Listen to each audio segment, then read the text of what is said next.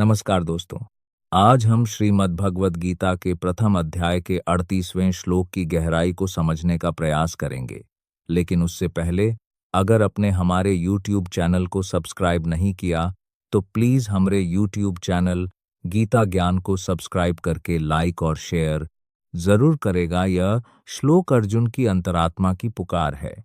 यह केवल एक योद्धा की शंका नहीं, बल्कि एक संवेदनशील मनुष्य की नैतिक व्यथा है।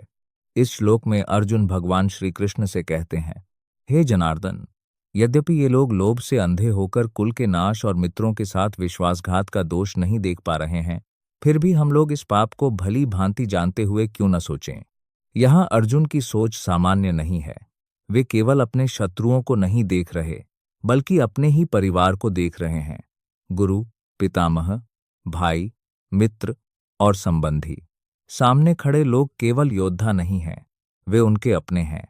दुर्योधन और उसके साथी राज्य, सत्ता और अहंकार के कारण अंधे हो चुके हैं। उनका विवेक नष्ट हो गया है।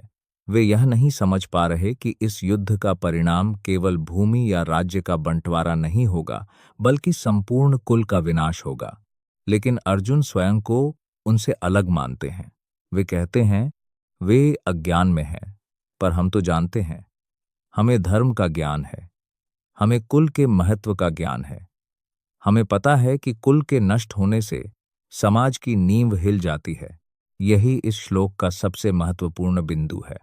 कभी कभी जीवन में ऐसा समय आता है जब हमारे आसपास लोग गलत निर्णय ले रहे होते हैं।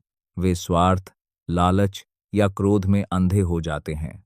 उस समय हमारे सामने भी दो रास्ते होते हैं।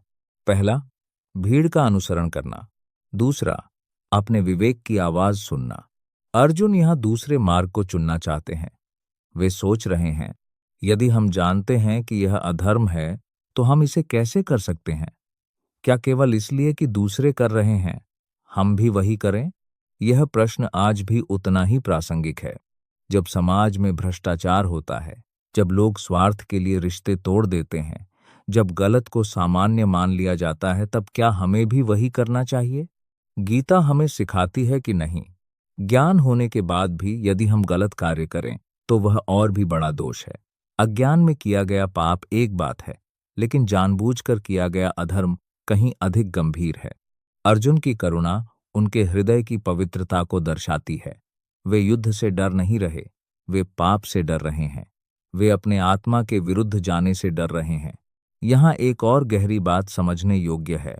अर्जुन यह स्वीकार कर रहे हैं कि वे धर्म को जानते हैं, और जब मनुष्य को धर्म का ज्ञान हो जाता है, तब उसकी जिम्मेदारी बढ़ जाती है।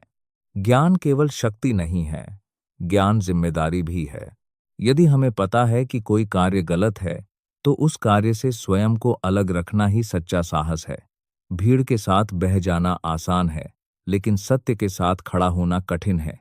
अर्जुन का यह प्रश्न वास्तव में हम सबके भीतर उठने वाला प्रश्न है। जब परिवार में मतभेद हो, जब मित्र गलत रास्ता चुन लें, जब समाज का वातावरण दूषित हो जाए, तब हमें अपने अंतःकरण से पूछना चाहिए, क्या मैं सही कर रहा हूं? यह श्लोक हमें आत्ममंथन सिखाता है। यह हमें सिखाता है कि केवल बाहरी विजय महत्वपूर्ण नहीं, बल्कि आंतरिक शांति और धर्म की रक्षा अधिक महत्वपूर्ण है। हालांकि आगे चलकर श्री कृष्ण अर्जुन को कर्मयोग और कर्तव्य का उपदेश देंगे, लेकिन इस क्षण में अर्जुन की संवेदना हमें यह याद दिलाती है कि एक सच्चा योद्धा वही है जो पहले अपने हृदय से लड़ता है। इस श्लोक का सार यही है, दूसरों की अज्ञानता हमारा मार्गदर्शन नहीं कर सकती। हमारे निर्णय का आधार हमारा विवेक होना चाहिए, न कि भीड़ का व्यवहार। जब हम जानते हैं कि कोई कार्य अधर्म है, तो उसे न करना ही सच्चा धर्म है।